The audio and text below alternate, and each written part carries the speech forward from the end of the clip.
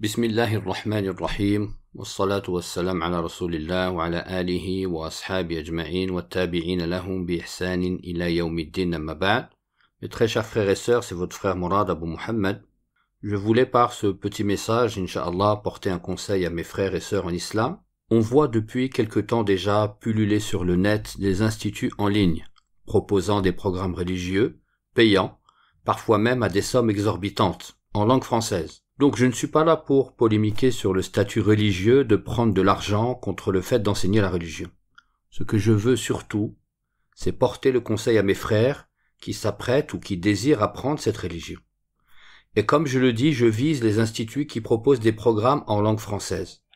Des programmes sur 1, 2, 3, voire 4 années. Ce n'est pas la meilleure manière d'apprendre sa religion que de passer par la langue française.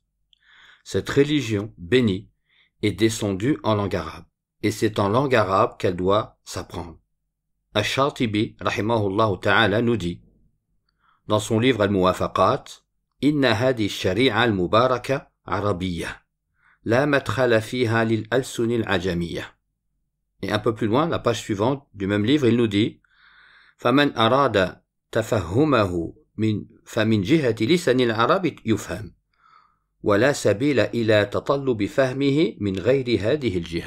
Ce qui signifie, certes, cette noble charia, cette loi religieuse, est en arabe. Et il n'y a aucune place en elle pour les langues étrangères. Et ensuite, la page suivante, il nous dit, quiconque souhaite la comprendre, donc cette religion doit le faire à travers la langue des Arabes. Et il n'y a aucun moyen de l'appréhender autrement. Donc c'est une erreur pédagogique que de se lancer dans des études religieuses intensives en langue française. Bien entendu, le musulman qui se reconvertit à l'islam ou le musulman qui n'a pas l'arabe a besoin d'apprendre des choses fondamentales, notamment at-tawhid, l'unicité d'Allah. On ne peut pas attendre pour cela, comme il a besoin d'apprendre comment pratiquer ses adorations quotidiennes comme la salat.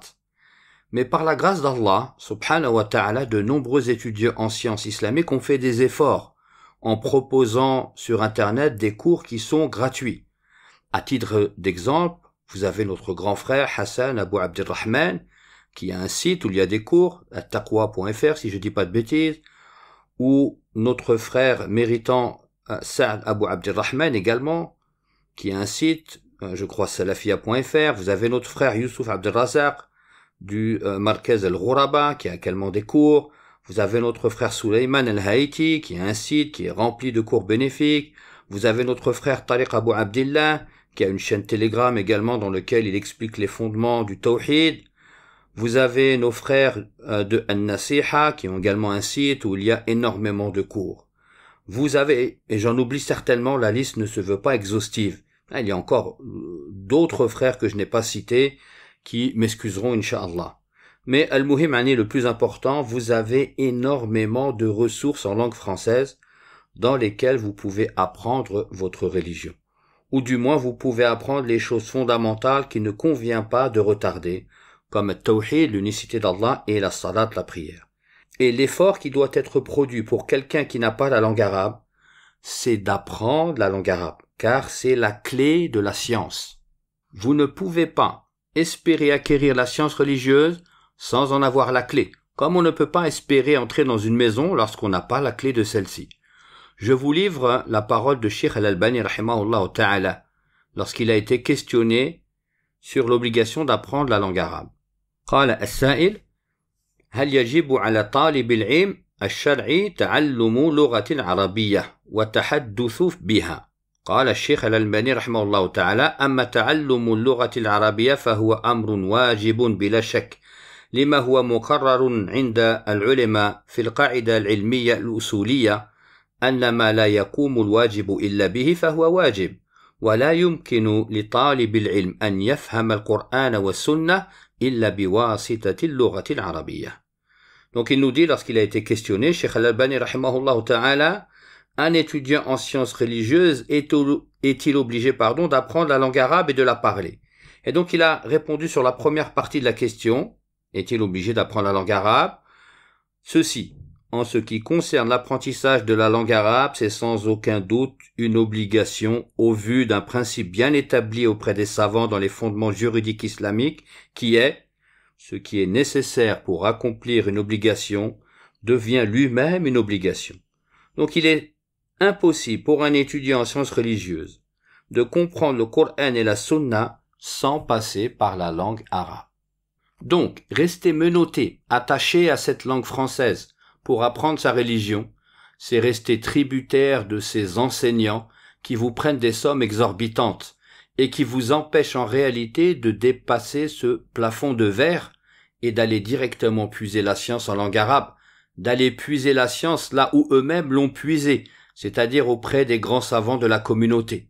Il y a énormément de cours de notre grands savants, de Cheikh Al-Albani ou encore Cheikh Ibn Baz, rahimahullah, ou rahimahumullah, Al-Uthaymin, Cheikh Al-Uthaymin, Cheikh Muqbil, et bien d'autres, Cheikh Rabir, Cheikh Ubaid Al-Jabiri, rahimahumullah ajma'in, gratuits, présents sur Internet et qui n'attendent que vous pour les télécharger et les écouter. Et je terminerai avec ceci. Il ne convient pas, lorsqu'on a une solution pour apprendre notre religion gratuitement, d'aller s'orienter vers une solution qui est payante. Allah subhanahu wa ta'ala nous dit dans le Coran, « Ittabi'u man la yas'alukum ajran wa hum muhtadun » qui signifie, selon le sens de la traduction, « Suivez ceux qui ne vous demandent aucune récompense, c'est-à-dire salaire, et qui sont sur la bonne voie. » Et l'imam Ibn Kathir, rahimahullah ta'ala, nous dit en explication de ce verset, « Suivez ceux qui ne vous demandent aucun salaire, c'est-à-dire pour la transmission de ce message, c'est-à-dire cette religion, et qui sont sur la bonne voie, c'est-à-dire dans ce quoi il vous appelle, à savoir l'adoration d'Allah seul sans associé. » Donc on comprend pour cela qu'il y a deux conditions, qu'ils ne demandent pas d'argent, de salaire pour cette transmission, et qu'ils soient eux-mêmes sur la bonne voie. Et donc voilà ce qu'il y a de mieux pour tout musulman francophone qui veut apprendre sa religion. C'est tout d'abord apprendre l'arabe, d'apprendre le Coran et les choses nécessaires comme le tawhid, comme les adorations quotidiennes telles que la prière et les ablutions.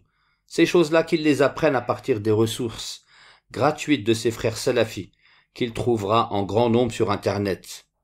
Et très vite, Inch'Allah, s'il apprend la langue arabe et qu'il devient arabophone, il pourra alors démarrer un véritable programme scientifique religieux auprès des savants salafis de cette communauté. Voilà donc le conseil que je voulais porter à mes frères, en demandant à Allah qu'il ne soit que pour sa face et qu'il leur soit bénéfique. Subhanakallahumma wa bihamdik, ashhadu an la ilaha illa ant, astaghfiruka wa atubu ilayk.